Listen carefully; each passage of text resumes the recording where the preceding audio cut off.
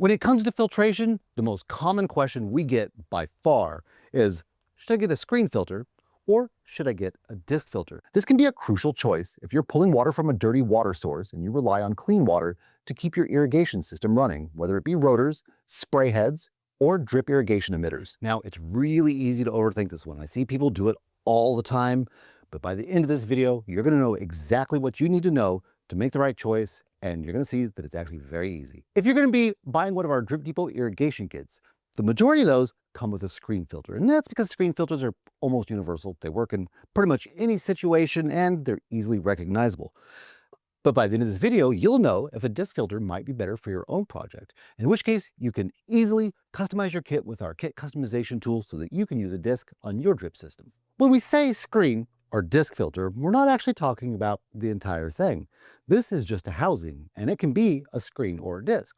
We're actually talking about the part that's inside. This here, inside the filter housing, is a screen filter element. A filter element is usually made up of either wire woven mesh, which is a screen element, which can range from large gaps to holes so tiny the screen looks more like fabric, or stacked grooved discs, which are disc elements, which can range from about the thickness of a silver dollar all the way down to something closer to a playing card.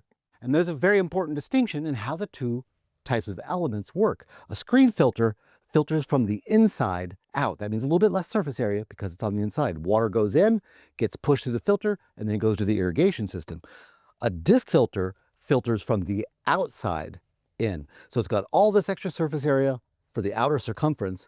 Then it still has to pass through the grooves in the discs, which is going to be even more surface area. And the grooves in the discs tend to be jagged or coarse, and that does a great job at snagging and holding on to that soft organic material we were talking about. Think of screen elements as a two-dimensional surface, where organic materials like algae, moss, or slime can be squished through the holes by water pressure. Once they pop through that single layer, they're back in your water. With disc elements, even if an organic particle deforms and passes the first groove, it will almost certainly get trapped at one of the hundreds of crossing points deeper in the stack. Even with fine sediments, the disc structure acts like a maze, making it much harder for tiny particles to navigate. Okay, now you know the difference between screen and disc elements.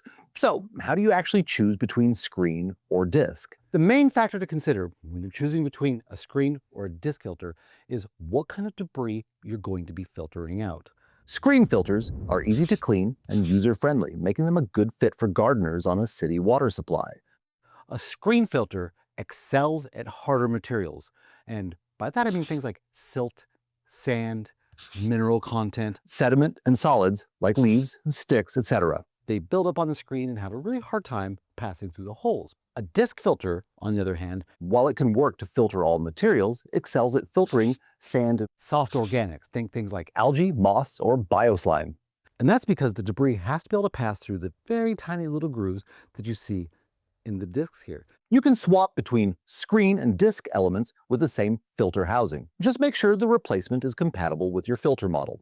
The only thing you have to do when swapping one for the other is to also flip the direction of flow into the filter housing. Let's say you started with a screen filter and realized you were having a lot of problems with algae or some bioslime that was getting into your irrigation, and you don't want to have to buy a whole new filter for it. You just want to be able to get a disc element and put it in this.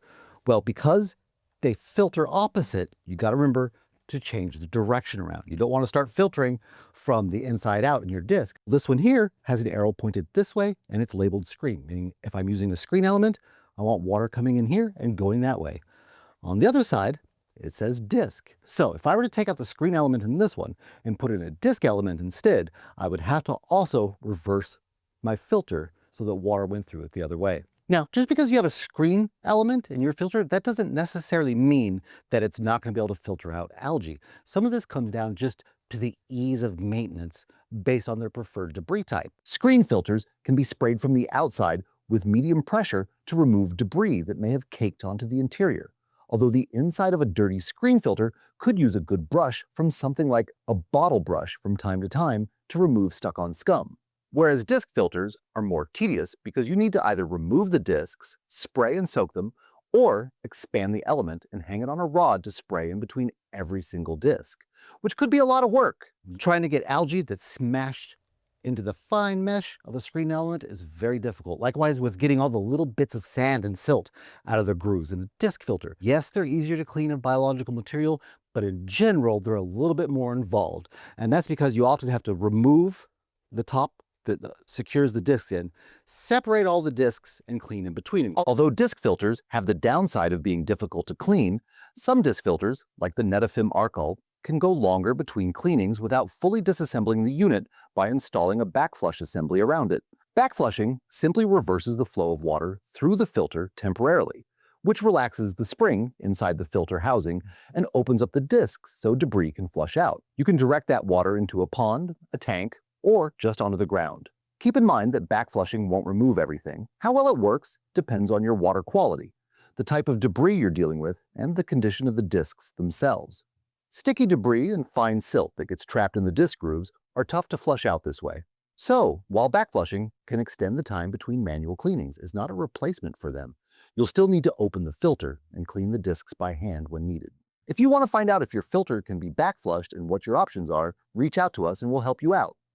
If you're using a water source that has both algae and silt and sand, and that's not uncommon on some outdoor water sources where you might be pulling silt and sand from the bottom and algae and scum from the top. Yes, there will likely already be something like a foot valve with an integrated strainer on your suction line. And same with a well, you likely have some sort of sediment filter already set up. But a true second filter could still be necessary to screen out the smaller debris that the first filter and the strainer don't catch. In a case like that, where both types of debris are readily present, you can have a screen and a disc. You can have it pass through one of them first and then the other. Typically, a disc filter is used first to stop the bulk of contaminants. The worst debris, you could filter it out first so that the second filter in the series isn't responsible for debris it might not be as well equipped to handle. The screen filter can then serve as a fine polishing stage to catch smaller inorganic particles, such as sand and silt. It all depends on how dirty your water is and how much filtration you need for your irrigation emitters. One of the things that can really make a difference between regretting your filter choice and being happy with it is the size and mesh of the filter. I'll go into how to make sure you make the right decision in the video right here.